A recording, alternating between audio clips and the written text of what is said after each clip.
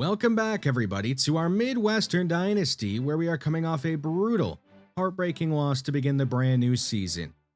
We were down by 3 scores at one point in that game, battled all the way back to tie the game up late in the fourth quarter.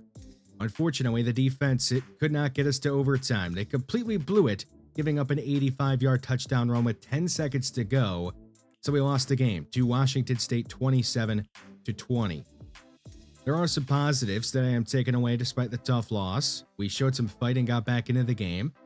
On offense, our true freshman starting quarterback Forrest Fry, he had a solid game. He did not throw any touchdown passes, but he did run in a pair of touchdowns on the ground, including the game-tying touchdown late in the fourth quarter. On defense, our true freshman starting free safety Josh Wood, who has elite development potential. He led the team in tackles by a mile as he had 15 of them. The next closest player was Max King, who had 7, and Josh Woody also had 8 CFL. So yeah, we do have some positives that we could take away despite the tough loss. And hopefully we can get a win here in week number 2. Taking on Memphis, who's 1-0, we're 0-1. We'll see if we can make both of our records 1-1 after the game. Starting at our own 25 with possession. Forrest Fry's going to fake a handoff, drop back the pass, and he's going to be hit as he let it go. It's going to be incomplete, as the entire offensive line is going to let down Forrest Fry here, including Jarrell McMullen, who is going to be called for a holding penalty. 3rd and 8 at our own 27. Fry is under more pressure. He's going to be strip sacked this time, and it's going to be scooped up, and it's going to be a scoop and score for Memphis on the first possession of the game for Midwestern. So Memphis up 7-0 next to their defense, and a mistake from Forrest Fry on our offensive line. We have the ball at the 44, trying to bounce back, and CJ Carter is going to make his second catch of the first quarter, as he's up to 27 yards receiving in the early going. Jordan Bryant is going to run into his own blocker and Jimmy Fisher, but he gets away from him, and the defense of Memphis juking by the last man to beat, and he's in. A 41-yard touchdown run for Jordan Bryant, as Midwestern is able to tie this game back up. A long touchdown run from Jordan Bryant.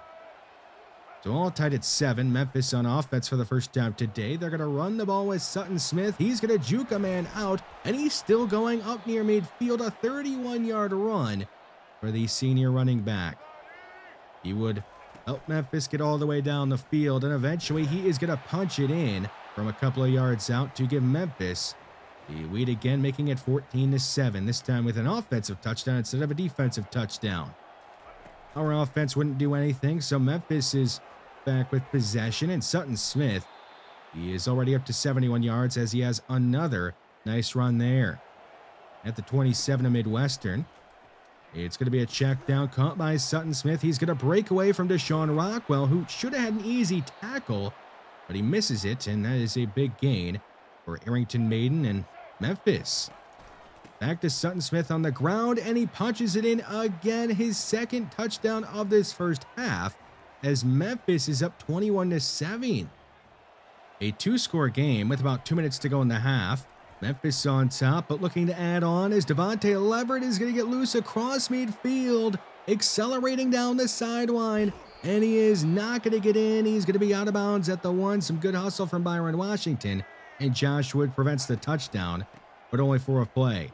Because on the next play, Sutton Smith, he's going to get in for his 3rd touchdown of the first half as he continues his great game in Memphis. They pour it on, making it 28-7 with under 2 minutes to go in the half. Forrest Fry and Midwestern looking to get some more points on the board to make the game closer at halftime. Unfortunately, a holding call against Brian Ramirez is going to wipe a scramble off the board that picked up a first down. Pressure on the way. The throw is going to be made in time to Jordan Bryant, who makes a man miss. He takes it across midfield, and Bryant is driven out of bounds inside the 40 of Memphis at the 39. Now about 40 seconds to go in the half. Bryant, searching for space, is going to avoid a defender and another as he tiptoes down the sideline and is out of bounds at the 13, putting Midwestern in the red zone. With a goal to go at the 1, time was getting low in the first half, but Bryant would score his second touchdown of the first half as Midwestern does inch a bit closer and makes this a 2-score game again at halftime. So we had a chance here to get a stop. It was 3rd and 11 from Memphis at midfield. Maiden is going to launch it to the end zone one-on-one, and it's going to be deflected away at the last second by Byron Washington. So we do get a big stop, and we have a chance here on offense to make it a one-score game. 3rd and 12 at midfield. Fry is going to look for Glover and miss him. A missed opportunity at some points as we have to punt the ball away, and Midwestern is going to give up a long drive to Memphis that is going to result in a touchdown. As Maiden is going to connect with Doyle, their top tight end, for a touchdown to make this 35-14. So time not on our side, and neither is the scoreboard, but we're going to go deep down the field, and Jason Tooney gets behind the defense. Forrest Fry hits him in stride. It is a big gain for Midwestern as we get the ball goal to go at the 7 now. And Sizer on the next play, he's going to go backwards, going the wrong way. He's all the way back to the 13. The offensive line letting him down. On 2nd and goal, a fake to Bryant. It's going to be a check down with pressure on Fry that goes nowhere. And it's going to be a holding call on Brian Ramirez. That moves us back even further.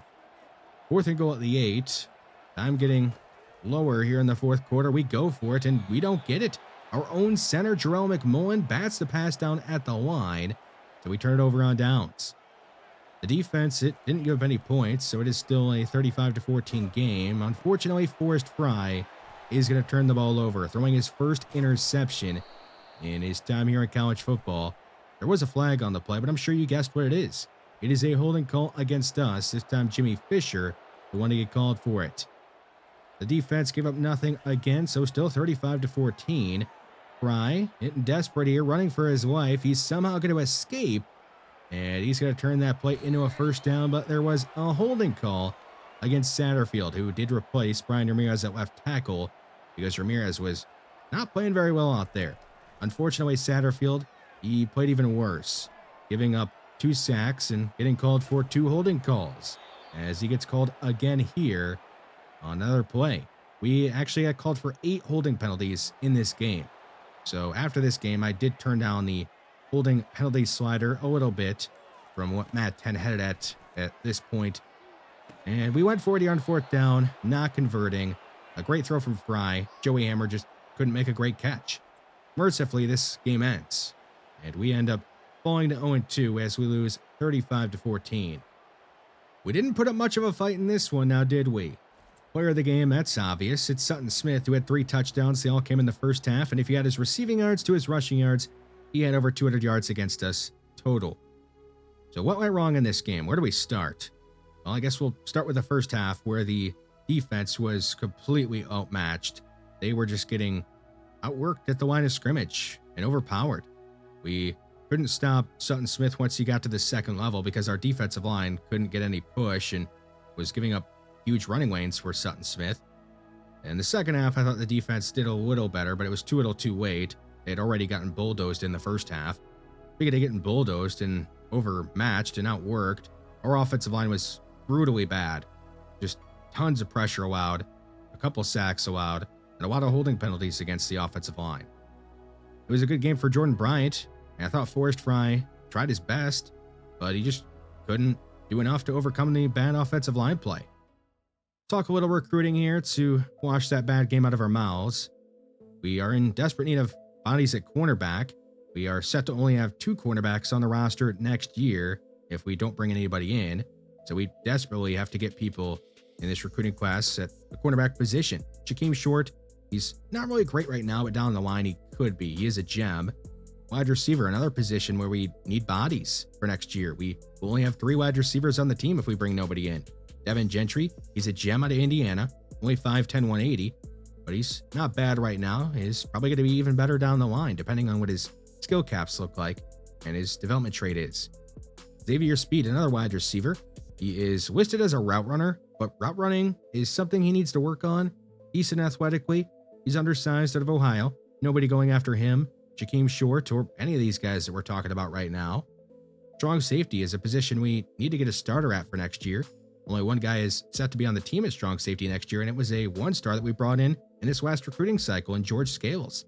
George Noddy, he's a gem, 6'2", good zone coverage, and we are already top of his board at number 1. So we'll be going after him and all the guys that we have talked about so far, and we are starting to put some points on the players, but we will have more points to put on them in the coming weeks. We just got done getting blown out by Memphis, and now we have to take on a team from the SEC. Luckily, it's not a powerhouse team, it's Vanderbilt, who has been a bottom feeder in football in the SEC for a while now. They are also 0-2 just like we are, so we'll see what happens against them. Here's a quick screen to Barrett Jr., and he's going to lose the ball right at the end of the play. Max King knocked it out, and Eric Lammy is going to dive on it. So in this game, we are the ones forcing a fumble in the opening possession of the game, instead of giving it away like we did last time out.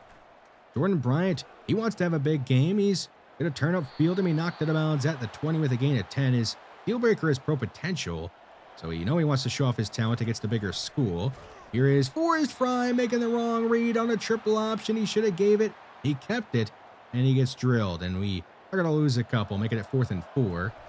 So we bring on Steven Spears, and he's going to make this kick to give us a 3-0 lead. I really did want to get a touchdown on that drive, especially starting out with a short field and forcing a turnover. As down goes Dylan Carter, he's going to be sacked to start this drive. The quarterback for Vanderbilt gets dropped by Anton McDonald and DeMarcus Perkins, a couple of seniors, a safety and an edge rusher. Now they're going to run a draw, and that's going to be a huge gain for him, a pickup of 16 yards. Chase Gillespie, their running back, senior from Florida, making a nice play. They'll give it to him again, but Deshaun Rockwell is there to stop him, short of the first down. So we end up forcing a quick 3-and-out. Taking over at our own 18, a lot further to go this time. And there is Fry with nowhere to throw it. The entire offensive line letting him down again as he gets drilled for a big loss. We go 3-and-out, and Vanderbilt's going to take over, and they're going to end up taking a sack technically here. Wyatt Van Horn is going to drop Carter for a loss of 4. 3rd and 11 at the 45 of Midwestern. Carter backing up, throwing into traffic. It is nearly intercepted. Josh Wood got his hands on it. The true freshman could have got his first interception. But we do at least end up forcing a punt. A quick pass is going to be caught by Russell Moore, the senior tight end, for a gain of 9 as Fry is now 3 of 4 passing in the early going. Avery Sizer has a huge hole to run through. He is angling towards the sideline with one man to beat. Inside the 10, reaching out, and he's down at the 1. They're going to mark him short. He'll pick up a huge gain, but he needed 1 more yard for the touchdown. We'll see if we can get it here. It's going to be a fake to Bryant. Fry is going to boot and throw on the move, and there is his first touchdown pass in college football. It goes to Joey Hammer, who is a fellow true freshman, as we take a 2-score lead in the early going. Down 10-0, Vanderbilt, the bigger school, wants to do something on offense, but Max King is going to continue his good play. Already his 4th tackle of the game. It's a loss of 2. Down to 20 seconds to go in the first quarter. Gillespie is met in the backfield. Max King in on another play. He is living in this Vanderbilt backfield. 3rd and long to begin the second quarter. Carter's going to throw down the field, and he's picked. He underthrows it, and Ben Edmonds, the true freshman, picks him off. He's trying to take it back for the pick 6. He will not get in. He's down at the 4. But great starting field position for the Midwestern offense, who has a chance to take this to a 3-score lead in the early going. We'll go under center, and it's Avery Sizer, the back, getting the handoff, and he's going to punch it in, getting the touchdown that he missed out on earlier by just a yard, as he scores the touchdown here and makes this a 3-score game. So we are off to a fantastic start, and Vanderbilt, they still haven't gotten a first down. They're about to get one here. No, they're going to be marked short of it, and it's going to be 4th and inches. They'll end up punting it away. The Midwestern defense having a great game so far, and the offense is doing enough as Joey Hammer will make a big play on 3rd down as he's down at the 35 of Vanderbilt. Now at 31, it's a fake toss, and Fry under pressure is going to throw to Nick Shields, the fastest wide receiver we have on the team. He'll get a first down. At the 28, it's 3rd and long. Fry has enough time, and he's going to go down the middle of the field. It's going to be caught by Nick Shields again, and he gets just enough yardage for the first down. At the 11, Jordan Bryant is going to find a lane, and he is going to make his way into the end zone. His 3rd touchdown of this episode and first of this game, as he makes this a 24-0 game in the first half. Vanderbilt searching for their first down of the game, and they will not get it. Another pass breakup by Max King, who's had a just amazing game so far. A forced fumble, a bunch of tackles in the backfield. He's doing great. And we are doing great as Forrest Fry is going to keep it on the read option, going out of bounds at the 45 of Vanderbilt. Midwestern trying to add on. Fry will fake the flip, look over the middle, and Joey Hammer is there to make the grab. He's going to get a first down to be marked down up at the 25. 4 catches, 45 yards, and a touchdown for the true freshman tight end. Speaking of true freshman, here is Avery Sizer fighting his way near the 10. He'll get a first down himself and go down at the 11. Back at the 18, it's second at 17. Blitz on the way. Fry will get the throw off in time, and Joey Hammer will make another play and get another touchdown. His second of the game, and Midwestern is going to pour it on, making it 31-0. You really have to appreciate this throw made by Forrest Fry. He knew he was going to take an absolute shot from a big defensive lineman, but he stood in there, delivered a strike, and then didn't even look back. He already knew when he let go of that ball, it was a touchdown. Gotta love the confidence. Jumping ahead to the fourth quarter, it's 31-7, so yes, Vanderbilt did eventually get a first down on offense, and they did get a touchdown to get a score. We have put in a couple of backups, George Barr being one of them, and he had a good second half. And here on 3rd and goal at the 4, Fry is going to avoid a pass rusher, make a crazy throw on the move to the back of the end zone that C.J. Carter drops. You got to make that play. I know it's a tough catch, but Fry just threw an absolute missile on the move. You got to make the play. 34-7 after we kicked a field goal. I wanted to show one more play here. It's one of our backup edge rushers picking off a pass. Harry Price. He dropped back into coverage and makes a nice play. So yes, we are going to end up winning this game, but we do give up a score late in the game to make it 34-14. And we are now winners of a game finally. 1-2 on the season for Vanderbilt. They are now 0-3. The player of the game, you could have picked a few guys, but they go Joey Hammer. 8 catches, 94 yards, and 2 scores. So a bounce back game for us in a big way. The defense had a great first half. We did not give up a single first down in the first half to Vanderbilt. Eventually, they did get a couple of things going their way in the second half, but it was too little too late. Taylor Sanzenbacher, he led the team in tackles despite coming off the bench. Ben Edmonds and Harry Price had interceptions, and Max King had a great game. He did a little bit of everything. On offense, Forrest Fry, he did throw an interception. It was my fault, but a really good game out of him. The offensive line, they did better. Not great, but did better. And for the pass catchers, it was a couple of freshmen leading the way in Joey Hammer and George Barr. On the ground, a true freshman went as well, Avery Sizer, 95 yards on 15 carries. So on a freshman leading the way on offense. How about a bit of recruiting talk to celebrate the win? We'll start here with a tight end. I know it's not our biggest need, but we're going after a lot of undersized wide receivers. And since we're doing that, we could use a big-bodied player that can make some plays in the end zone. And Paul Schuer, he definitely fits that. He's a gem as a JUCO sophomore out of Nevada at 6'6", 247 with great athleticism and great hands. Juan Leverett, a 6'2" cornerback out of Alabama who has good speed, good acceleration, and good zone. 76 is a good starting point. He may not be a gem, and maybe his development trade isn't great, but we need bodies at cornerback, and he seems like somebody who could play very early, which is exactly what we need. Mike Ezeki is a free safety, not a strong safety, but we do need bodies in the secondary in general. He's got good zone, good acceleration. Now the speed could use some work, and so could the awareness, but nobody's going after him, and like I said, we just need bodies in the secondary in the future.